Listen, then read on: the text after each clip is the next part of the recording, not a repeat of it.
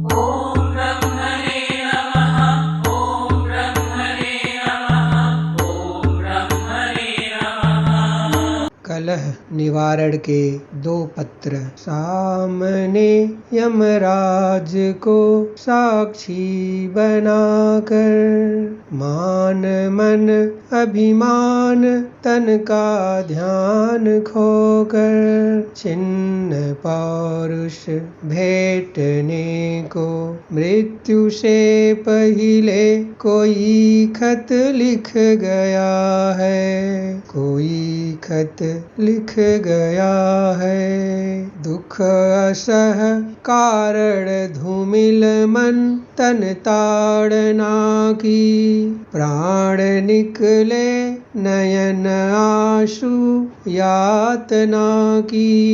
आखिरी फरमान जारी कर गया है, कोई खत लिख गया है, कोई खत लिख गया है। यमराज को साक्षी बनाकर एक छिन्न पौरुष वाला राजा मृत्यु मुखी होने से पहले एक खत लिखा है। राजसी गौरव धूमिल हो जाने के कारण, तन और मन में हो रही अपार पीड़ा के कारण, आंखों से निकल रहे आंसू, तन से निकलने वाले प्राण की व्यथा की कथा का आखिरी आदेश वाला एक पत्र लिखा है। पहला पत्र वैद्य जी को। अंतिम प्रणाम, अंतिम फरमान। राजा प्रजा सभी के जीवन को स्वस्थ रखने में आपका योगदान प्रशंसनीय है। युद्ध में घायल सैनिकों को स्वास्थ्य लाभ हमेशा से आपके द्वारा मिलता रहा है और आगे मिलता भी रहेगा, जिसके लिए राज्य सहित राजा आपका आभारी है। राजकुमार धर्मव्रत के स्वास्थ्य की चिंता मुझे निरंतर रही और आगे भी है, इसलिए मैं उन्हें आपकी राजनिष्ठा पर पूर्ण विश्वास करते हुए आपके सुपुर्द करता हूँ। मेरी अंतिम इच्छा है कि आपका आशीर्वाद हमेशा उनके साथ बना रहेगा। आपके द्वारा दिए गए जहर पान से मेरी मृत्यु के बाद आपका वैद्य महात्म कलंकित नहीं होगा, क्योंकि मेरी मृत्यु ही इस उत्पन्न कलह का एकमात्र निवारण है। चलते चलते मैं अपने संपूर्ण हृदय के भाव से यह कहता हूँ कि इस समय आपसे बढ़कर मेरा कोई और हितैषी नहीं है। यह जीवन अब मेरे तन और मन को अपार असहनीय पीड़ा दे रहा है, क्योंकि अब मेरी मृत्यु ही मेरी मुक्ति का अंतिम साधन बचा है। सदा सर्वदा सामर्थ्यवान बने रहो, यही मेरी अंतिम इच्छा है। आपका प्रशंसक एतमान। दूसरा पत्र जो रानी को लिखा था, कहते हुए कि हे रानी, तुम एक महाज्ञानी स्वाभिमानी राजा की पुत्री होते हुए भी मिथ्याभिमानी हो। मैं चाहता हूँ कि तुम अपने पापों का प्रायश्चित, जो कि मेरी मृत्यु का भी कारण है, जी कर करो। एक तपस्वी ब्राह्मण पुत्र को,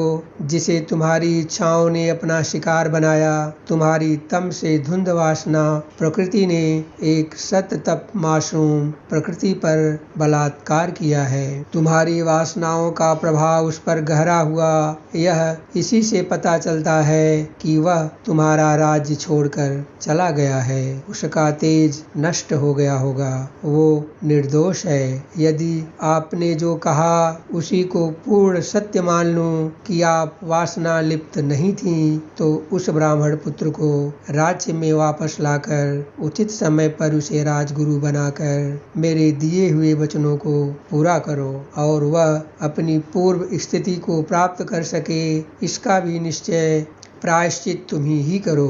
वह राज्य रत्न है जो मेरे पीछे इस राज्य के लिए नितांत आवश्यक है। खास करके राजकुमार धर्मव्रत के भविष्य को लेकर उसका इस राज्य में होना बहुत आवश्यक है। ज्ञान मेरी राज्य सभा की आत्मा है और वह परम ज्ञानी होकर धर्मनिष्ठ भी है। उसे बुलाकर पुत्र धर्मव्रत को उसके सुपुर्द कर दो और कहो कि यही मेरी अंतिम इच्छा है।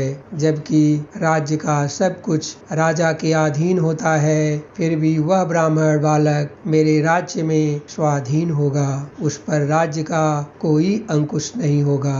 यह मेरी दूसरी अंतिम इच्छा है। उस पर कोई अपना अधिकार न जमा सके, खास करके तुम्हारा उस पर कोई अधिकार नहीं होगा।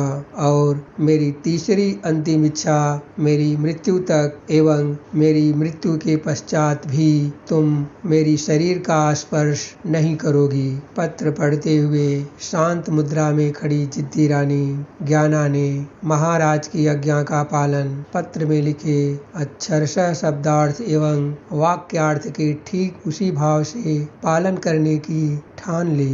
अब सब कुछ पत्रानुसार ही होना था। महाराज का अंतिम संस्कार विधिवत किया गया। रानी के लिए अब उस ब्राह्मण पुत्र को वापस बुलाना सबसे बड़ी चुनौती थी, क्योंकि महाराज ने उस पर रानी का अधिकार शून्य के बराबर कर दिया था। अब तो अनुनय विनय ही एक माध्यम था।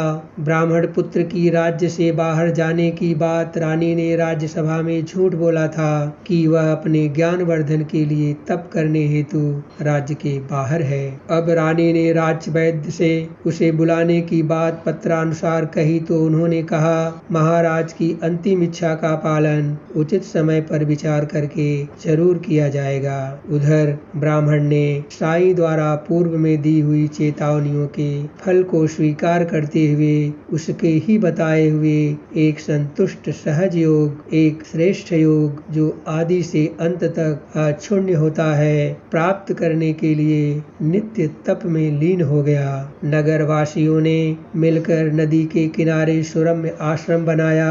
भोले भाले ग्रामीणों के बीच यह ब्राह्मण बालक बहुत सम्मानित हुआ। इधर एक दिन जब राज्य वैद्य रानी की सेहत परखने के लिए रनिवास आए तो बहुत अचंभे में पड़ गए। वहाँ का माहौल अति पवित्र एवं विचित्र था। वहाँ सजाए हुए फूल सायंकाल तक मुरझित नहीं थे। महल का वायुमंडल सुहावना था।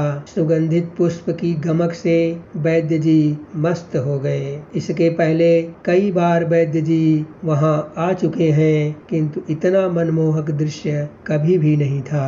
दासियों ने बताया कि इन दिनों उनमें से कोई भी महारानी के समीप नहीं जा रही हैं। वह अपना काम खुद ही कर रही हैं। बिना किसी श्रृंगार के वह पहले से ज्यादा अच्छी लग रही हैं। उनका मुखमंडल पहले से अधिक तेजवान है। जब से वह गर्भवती हुई है तब से उनका सब कुछ बदल सा गया है। कम स्वादिष्ट परंतु अधिक पौष्टिक भोजन करती हैं और लिबास एकदम सादा है। अब उन्हें हमारी जरूरत बहुत नहीं पड़ती। राजरानी जो अब तक ज्ञानी थी अब राजभक्त बन गई हैं। यह सब सुनकर वैद्यराज बहुत प्रसन्न हुए और उन्होंने कहा कि मैं महारानी की सेहत परखने आया हूँ, जाकर उनसे कहिए। वैद्यराज रानी से मिलने के उपरांत उनकी इस विचित्र दशा का कारण तुरंत जान गए। इस उत्तम उत्पत्ति के लिए किए गए रानी के कुकृत्य के प्रति आज पहली बार उनके हृदय में रानी के प्रति घृणा के भाव नहीं थे, क्योंकि एक होनहार बालक के आगमन के अनुमान से राज्य वैद्य राज्य धर्म का पालन करते हुए बहुत संतुष्ट थे। गर्भवती होने के कारण रानी राज दरबार में नहीं आती थी।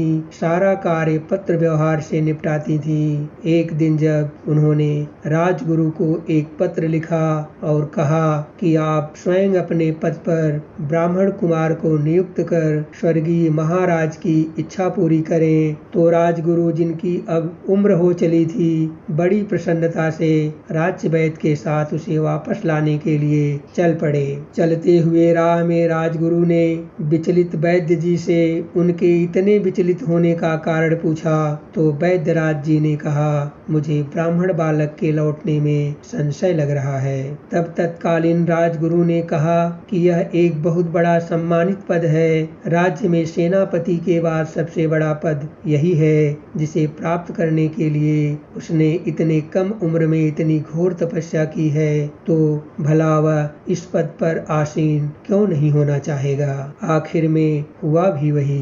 ब्राह्मण पुत्र को मनाने का हर प्रयत्न विफल हुआ। राजगुरु बहुत हैरान थे, परंतु महारानी ज्ञाना को किसी भी शर्त पर उसे बुलाना ही था। अब रानी ने महाराज के पत्र में अपना 2 वाक्य लिखकर वैद्य जी को अकेले भेजा। इस बार दोनों में बहुत लंबी बहस हुई। वैद्यराज के सख्त तर्कों के सामने ब्राह्मण पुत्र आसक्त हो गया और तब एक शर्त पत्र रानी को लिखा, जिसे वैद्यराज जी ने शिरोधार्य किया। पत्र को महारानी ज्ञाना को देकर राज वैद्य ने कहा, महारानी अब क्या आदेश है? तब महारानी ज्ञाना ने कहा कि मैं इस पत्र की सभी शर्तों को स्वीकार करती हूँ। तब उन्होंने अपना स्वीकृति पत्र लिखकर उसी समय वैद्यराज को दे दिया। ओम